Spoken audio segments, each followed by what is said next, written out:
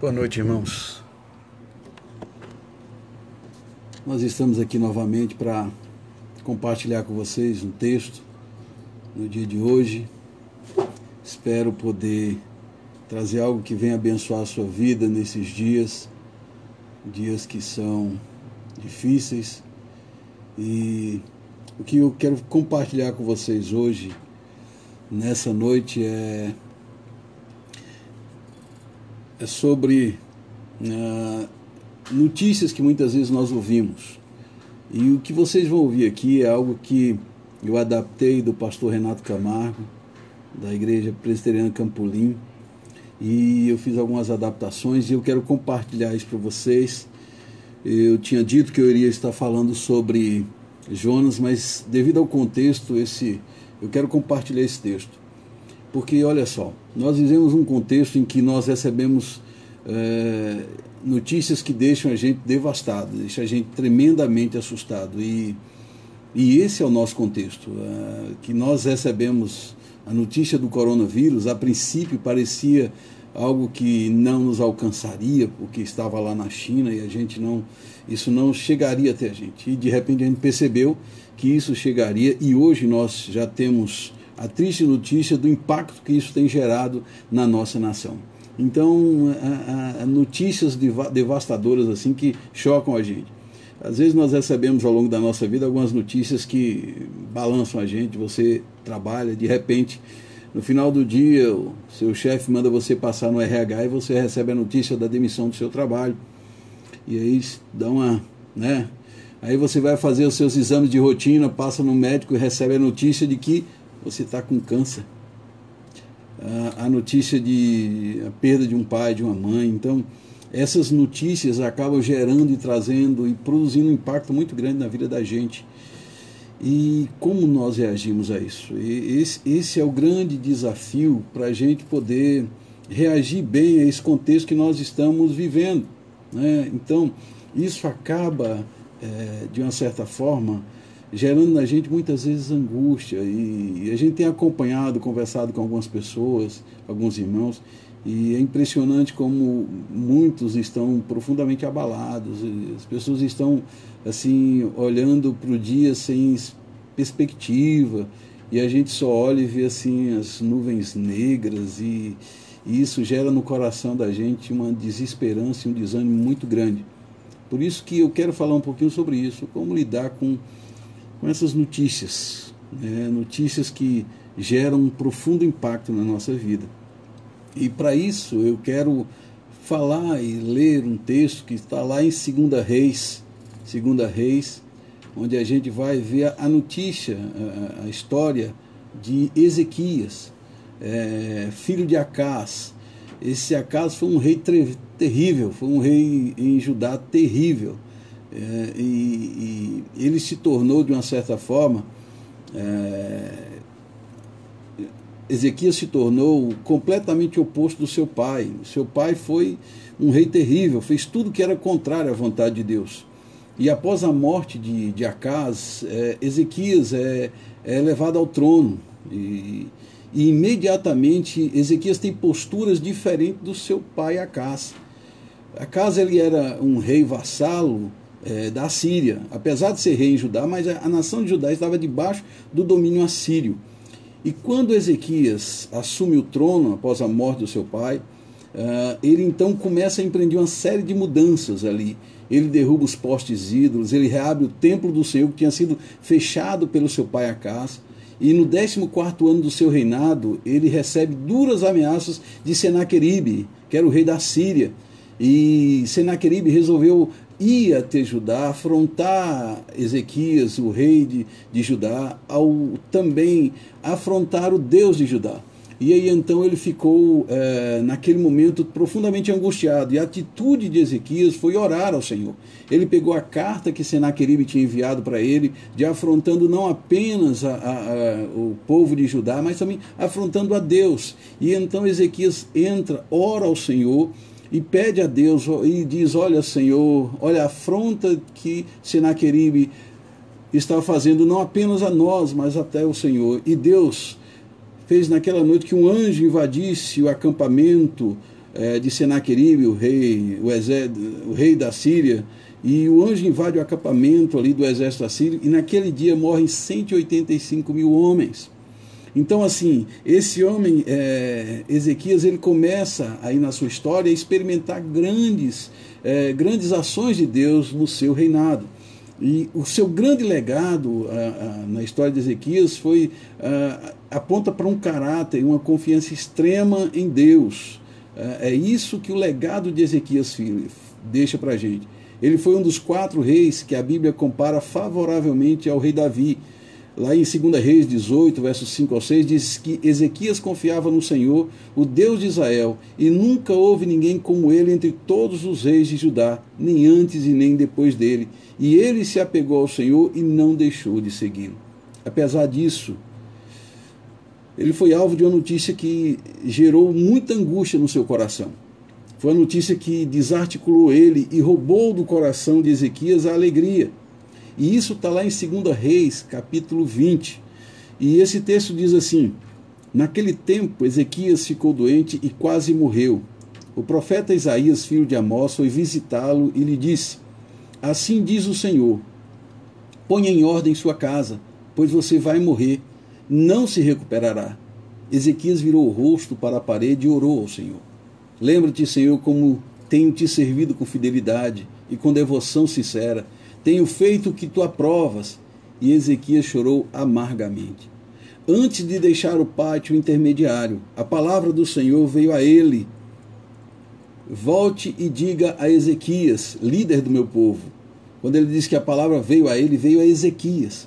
E volte e diga, não a Ezequias, veio a Isaías, que tinha ido levar a notícia para Ezequias. Então, quando Deus fala a Isaías, diz: volte e diga a Ezequias, líder do meu povo.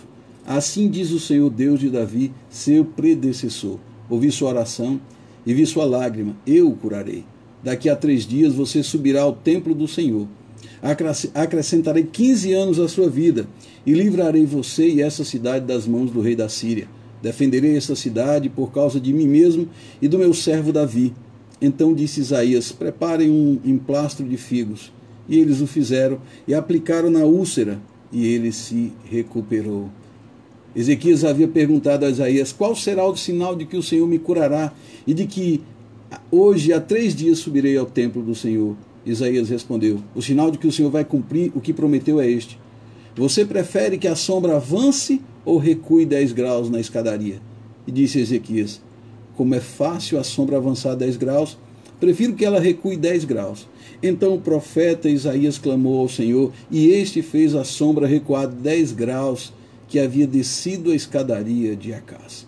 Então essa é a história, essa é a notícia que chegou a ter o rei Ezequias e gerou profundo impacto sobre a sua vida. E aí o que a gente aprende com essa situação? O que a gente aprende com essa notícia que chega e sacode a gente, e mexe com a gente? Porque o que a gente tem percebido é que essa notícia tem sacudido com nossa nação, tem mexido com as nossas vidas. Está todo mundo em casa, está todo mundo aí enclausurado na sua casa, no isolamento social, e muitas vezes como é que nós temos reagido a tudo isso? A história de Ezequias nos ensina algumas coisas. A primeira coisa que a gente percebe é que essa notícia na verdade, um convite de Deus para a gente convergir a nossa vida para aquilo que Ele quer. A notícia de Deus, essa notícia devastadora, são verdadeiros convites de Deus para que a gente venha se convergir, ou seja, a gente venha em direção ao que Ele quer. Olha o que o texto diz. Assim Isaías revelou a Ezequias que a sua doença seria uma doença para a morte, e o alertou severamente. E a ordem é: ponha em ordem a sua casa. Ou seja, a ordem de Deus era para convergir Ezequias para a sua casa, para que Ezequias fizesse o que deveria ser feito na sua casa.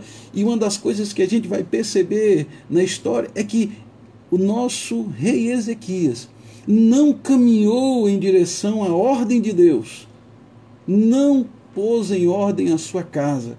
Tanto é que o seu filho vai ser um filho terrível, que é o rei Manassés, que vai substituir e que vai trazer grande sofrimento para o povo de Judá. Além disso, vai provocar o povo, vai levar o povo para se distanciar de Deus. Então, Veja que essa notícia devastadora era para convergir, era para que fosse, era um convite de Deus para convergir Ezequias, para pôr em ordem a sua casa.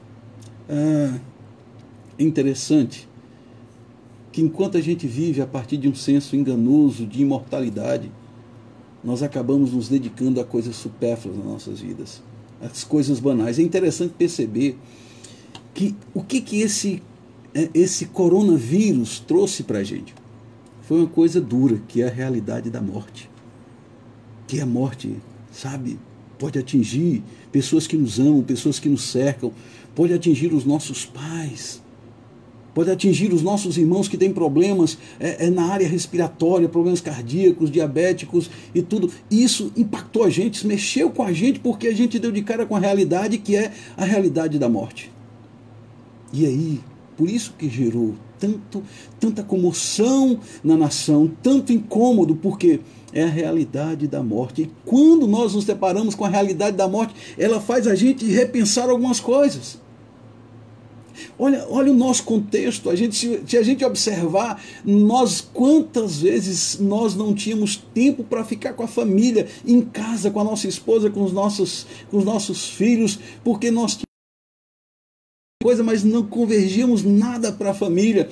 E hoje, a realidade da morte, essa realidade fez a gente voltar para dentro de casa. Sabe? É interessante isso. A gente precisa ter humildade para reconhecer que talvez a nossa vida não esteja tão em ordem quanto a gente pensa. É humildade para a gente reconhecer que a gente precisa ajustar as coisas dentro de casa, que a gente precisa voltar ao contato, à conversa com as nossas esposas, com os nossos filhos. O pessoal está colocando ironias no Facebook. Eu vi uma frase para a gente perceber o quanto que muitas vezes nós, ironicamente, tratamos as questões familiares. Alguém colocou bem assim: gente, eu agora estou em casa e eu estou conversando com a minha esposa e descobri que a minha esposa não é uma pessoa gente boa. Olha, através dessa brincadeira você percebe muitas vezes a alienação que nós vivemos com pessoas que muitas vezes a gente percebe que nós não convivemos de uma forma saudável com as nossas esposas, com os nossos filhos. E aí essa ordem para Ezequias converge, põe em ordem sua casa. Sabe? E isso aí serve para a gente pensar que será que não está na hora da gente equilibrar também o tempo investido na nossa casa, nos nossos filhos, o tempo investido ao lado da nossa família? Põe em ordem a tua casa. E isso serve para a gente também pensar um pouquinho nas mais variadas pendências que nós temos dentro da nossa família. Sabe, muitas vezes é melhor ficar longe de casa porque a gente não quer tratar os conflitos que a gente tem com a esposa, a hora de pedir perdão a ela por coisas que a gente fez, ou de muitas vezes perdoar o que a esposa fez, pedir perdão aos nossos filhos, ou muitas vezes sentar para jogar com os nossos filhos. Quantas pessoas que no dia de hoje, nesse tempo, têm pegado os baralhos, os dominós, né, os jogos de carta, os vários jogos que muitas vezes comprou para o filho, mas não sabe o que é jogar com ele. E essas horas que Ezequias voltasse a arrumar e investir na sua família, o que na verdade a gente vai perceber que ele não fez. Sabe, a gente precisa parar para pôr em ordem a nossa casa. Eu acredito que essa notícia para Ezequias era um incentivo para a convergência familiar. E Isaías afirmou para Ezequias que ele deveria, dentro de 3 dias, subir ao templo do Senhor. E aqui ele faz, ao mesmo tempo que ele faz uma convergência para a família, ele aqui direciona para a questão espiritual, para a questão da relação. A nossa caminhada com Deus nunca pode ser comparada a uma escada que nos leva a alcançar patamares mais altos. Antes é uma esteira onde somos constantemente transformados, diariamente transformados. E uma das coisas que a gente precisa reconhecer nesse processo é que nós não estamos tão prontos como nós gostaríamos de estar. E essa notícia do coronavírus mostra para a gente que a gente pensa que às vezes a gente tem fé para lidar com isso e de repente essa notícia chega pam, e a gente fica abalado e a gente percebe que nós não estamos tão prontos como nós gostaríamos de estar. E talvez essa notícia seja justamente para levar a gente para convergir, para dirigir a vida em direção à nossa relação com Deus, para o nosso crescimento, para o nosso amadurecimento espiritual, para a gente aprender a lidar com essas coisas. E esse momento serve para a gente pensar quanto tempo nós temos investido na nossa espiritualidade, quanto tempo nós temos investido na nossa devocional, no nosso tempo de leitura. Esse tempo é um tempo que diz que você tem que parar, você tem que ler, porque você vai ter muito tempo dentro da sua casa, você vai ter, e aí nesse momento você para, eu tenho que ler. Então essas coisas acabam sendo empurrando, convergindo você para ir em direção a isso. Esse é um tempo em que a gente começa a se repensar a necessidade da comunidade. Sabe, hoje, às vezes a gente fica aqui pensando, poxa, hoje eu podia estar lá no culto, sabe, com os irmãos ali, abraçando os irmãos, comungando com eles ali junto, cultuando a Deus, e a gente hoje percebe o quão que é difícil ficar em casa. E aí a gente converge para a gente repensar a nossa postura de congregar. Sabe, de a gente parar e dizer assim, olha, na verdade, quando naqueles dias que tinha um culto, eu às vezes era tão negligente, não participava e tudo, e hoje a gente está aqui com vontade de estar e não podemos. Sabe, isso desperta e leva a gente para repensar todas essas coisas, pensar em tudo isso. Então Deus aqui, quando ele fala a Ezequias acerca disso, ele diz, olha Ezequias, põe em ordem tua casa, e depois de 3 dias vá no templo, ou seja, dirige a sua vida em direção a organizar as coisas em casa, e depois organize as suas coisas comigo. A gente nunca vai ter um patamar de vida em que a gente vai dizer assim, eu estou bem, olha, a gente está sempre tendo que arrumar, sempre tendo que organizar, sempre tendo que ajustar, seja na família, seja na nossa relação, na nossa vida espiritual. A gente está sempre crescendo, sempre corrigindo, porque nós estamos sendo trabalhados e aperfeiçoados por Deus em todo esse processo.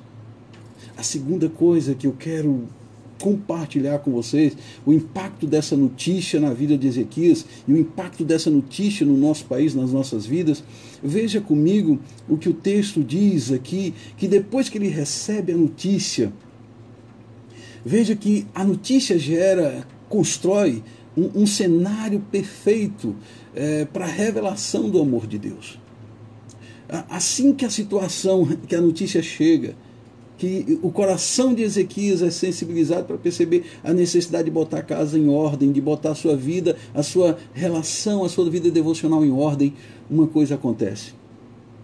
Diz o texto que esse homem que foi assaltado em sua alegria, entristecido, impactado, orou.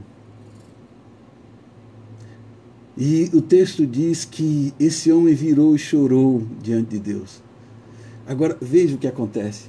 Antes que Isaías deixasse a cidade de Jerusalém, Deus falou a Isaías dizendo assim, Isaías, volte e diga a Ezequias que eu ouvi sua oração e vi sua lágrima. Sabe, ao longo da história bíblica, nós percebemos diversas situações semelhantes onde Deus demonstrou sensibilidade e esteve atento ao sofrimento do seu povo. Sabe, queridos, o que a gente percebe é que esse contexto não nos mostra um Deus insensível que está acontecendo conosco, não, muito pelo contrário. A gente percebe um Deus que está sensível à nossa dor.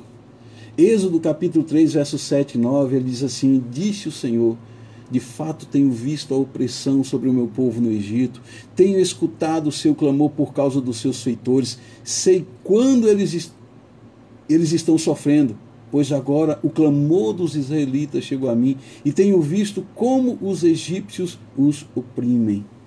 Esse texto mostra que Deus não está insensível à nossa dor, Deus não está insensível ao nosso sofrimento, àquilo que a gente passa, àquilo que a gente enfrenta. Deus não está insensível a isso. 2 Crônicas 7,14, ele diz assim: se o meu povo que se chama pelo meu nome se humilhar, orar e buscar a minha face e se afastar dos seus maus caminhos, dos céus eu ouvirei, perdoarei o seu pecado e sararei a sua terra. Esse texto mostra justamente que aquele cenário que parecia ser um cenário de tristes notícias, triste impacto, de um cenário doloroso, na verdade, foi uma construção de um cenário perfeito da revelação do amor de Deus. Então, esse cenário que nós temos visto, esse cenário não é um cenário onde Deus está evidenciando, não, queridos. O que nós percebemos é que o amor de Deus é evidenciado não apenas quando as coisas vão bem. O amor de Deus é evidenciado quando, dentro do caos, Deus nos acolhe, Deus nos abraça. O que a gente aprende com isso, que dessa forma, as más notícias não são um prenúncio de abandono de Deus, mas de um momento especial em que Ele se aproxima de nós de uma maneira muito especial. Deus está mostrando, não a nós, mas a todo aquele que crê nele, que o que acontece com o nosso país não está fora do seu controle e nem está fora do seu propósito. Ao provarmos o amor que Deus revela nos cenários de dor, nós somos por Ele capacitados para orientar e consolar as demais pessoas que, como nós, também sofrem.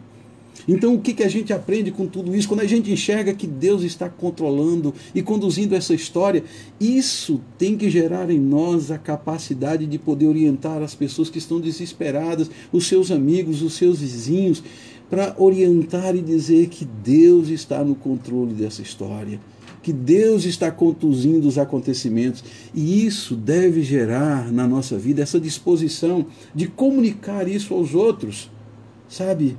Eu tenho feito aqui nesses dias, eu tenho pegado o meu celular e eu tenho transmitido mensagens, tanto para os irmãos aqui da igreja, quanto para os profissionais de saúde, pessoas que estão envolvidas, que estão lá na frente. Eu estou tendo a oportunidade de ligar para eles, de encorajá-los e dizer-los que, apesar de todas as aflições, de todos os medos, mas que Deus tem cuidado deles.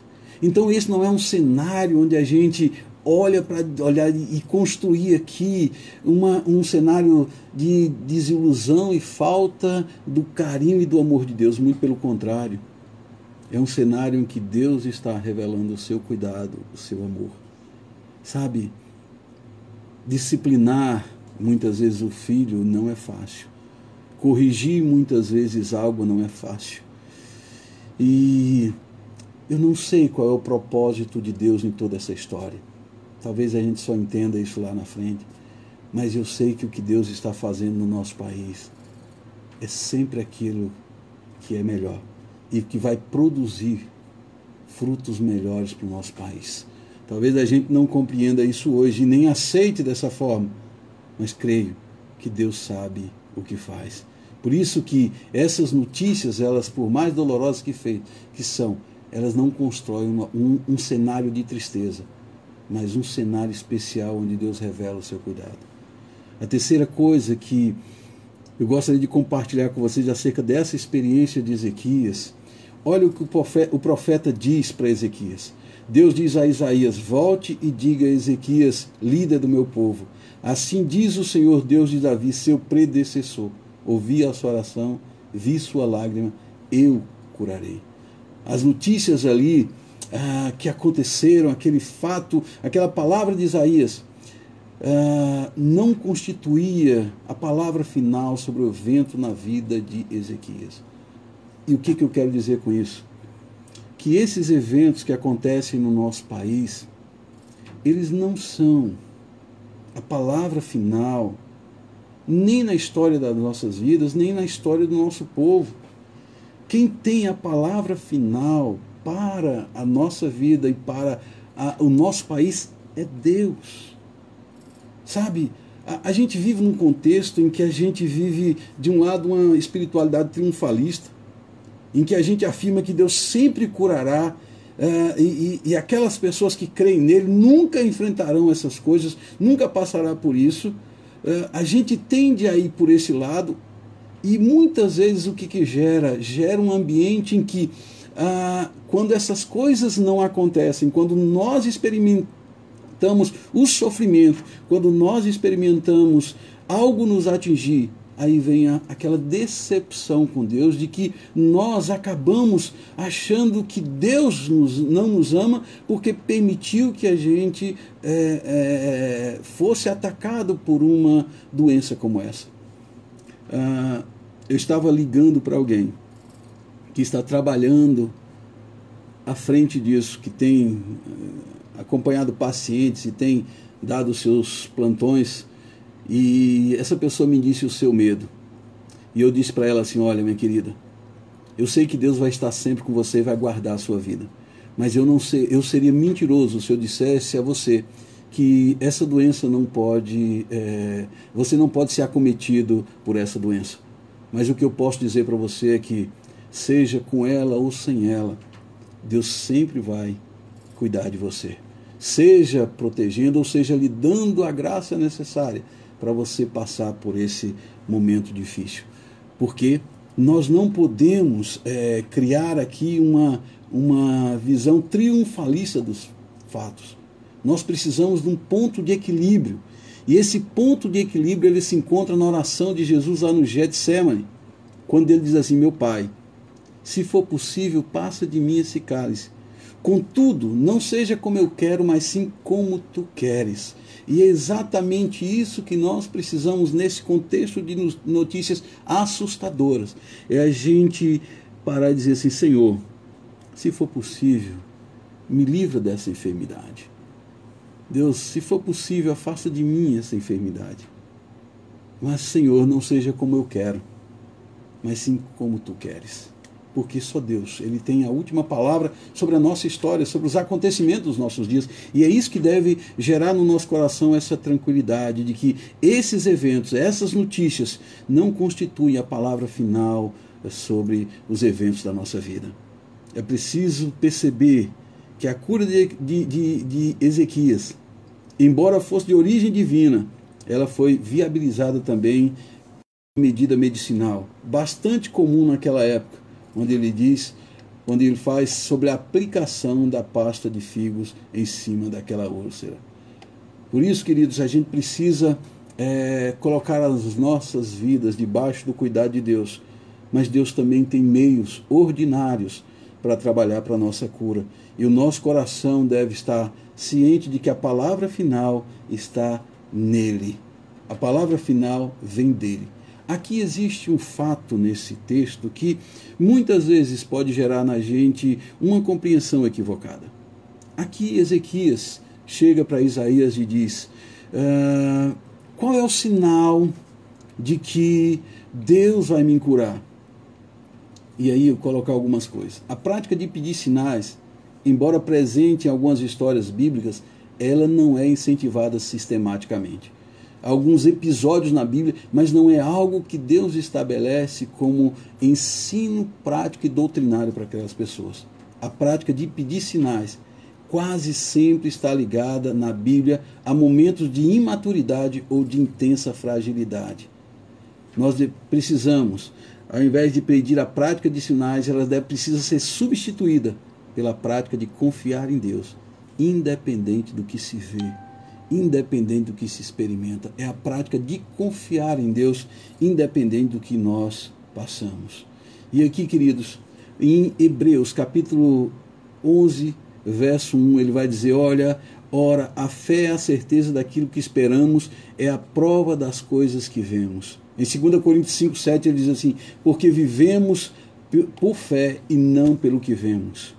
O Salmo 112, versículo 1 e versículo 7, ele diz assim: aleluia, como é feliz o homem que teme o Senhor e tem grande prazer em seus mandamentos. Não temerás mais más notícias, seu coração está firme e confiante no Senhor.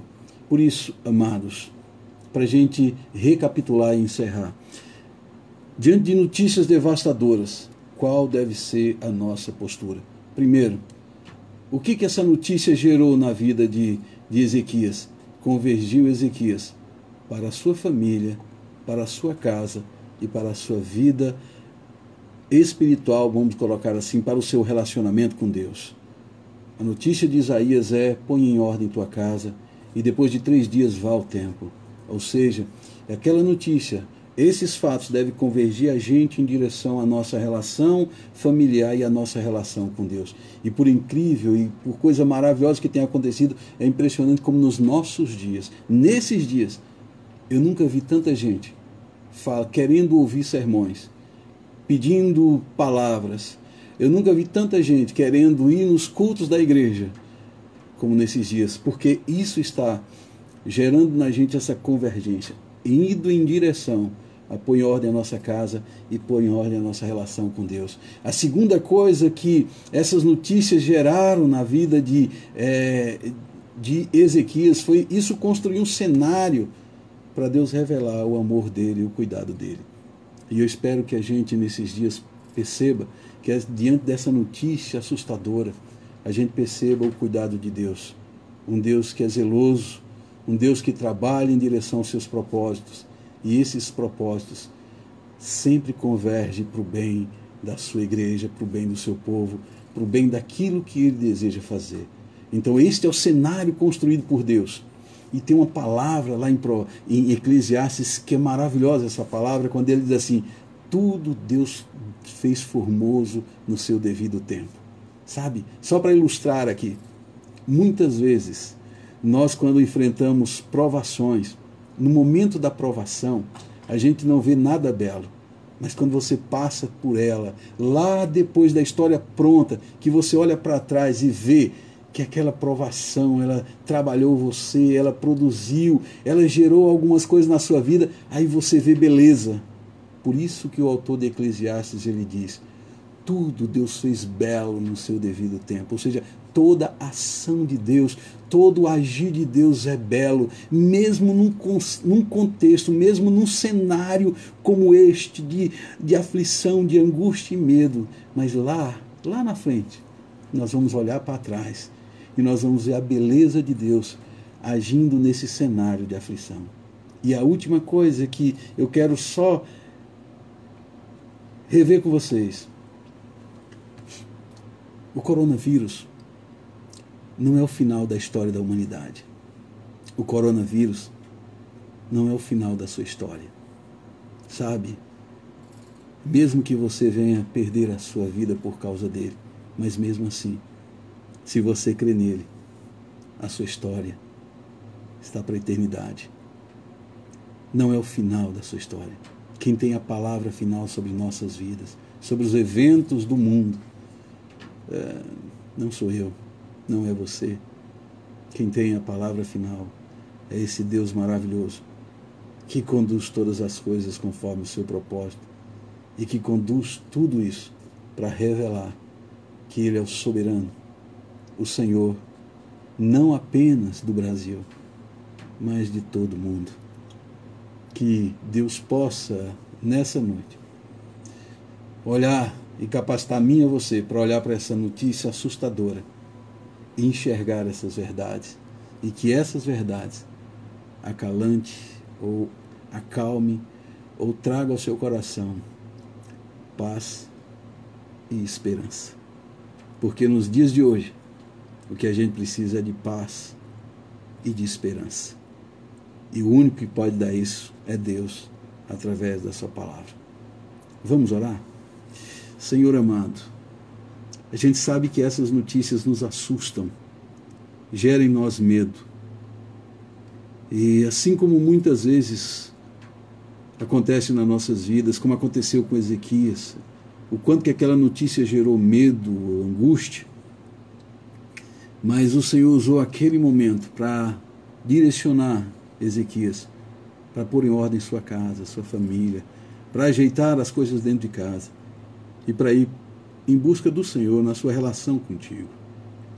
Deus, em nome de Jesus, que esses dias sejam dias para isso, para a gente ajustar isso nas nossas vidas, para a gente poder, ó Deus, perceber que nesse cenário não é um cenário de destruição de alguém que está cheio de ira destruindo, não. Mas é alguém que tem os seus propósitos e que conduz as coisas conforme o seu propósito. E que isso revela a tua vontade, o teu propósito, isso revela o seu amor para com a sua igreja, para com a sua criação.